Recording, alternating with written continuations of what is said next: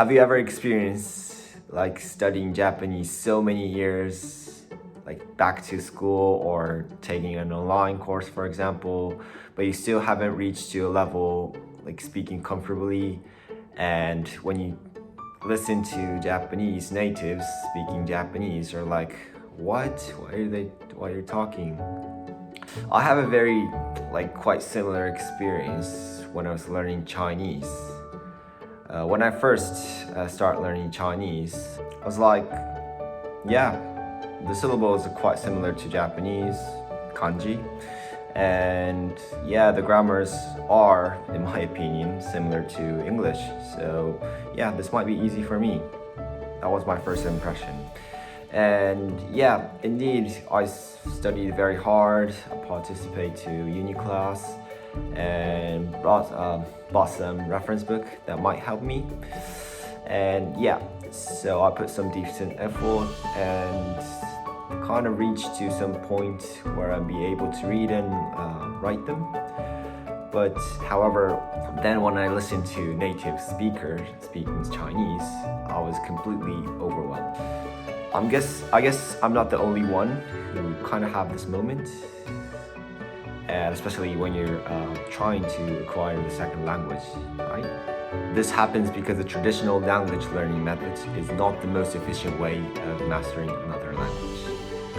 According to the recent research on language learning, has clearly shows that sitting on the chair and facing the textbook for so long time, learning grammars or vocabs, doesn't really help you to, well, it does in some point, but it doesn't really help you learning the second language appropriately. I'm not saying that learning or memorizing vocabs and grammars are bullshit. It is very important, actually very, very important, and you definitely need to study at least the basic. For example, Japanese and English are completely different from the perspective of grammar. For example, in English, you say, I eat breakfast, while in Japanese, we say, I breakfast eat. So that is completely different. What I want to emphasize here is you can learn in a more efficient way, not just looking at the textbook or memorizing it. It's just a matter of how you learn it. This is called comprehensible input. And I really got inspired by many of other YouTube language learning channels, language teaching channels, using this method. In my channel, I am going to deploy a little experiment. I will make some videos using picture cues, a couple of drawings, and even my gestures that will help you to make connections to understand what I'm saying from the context.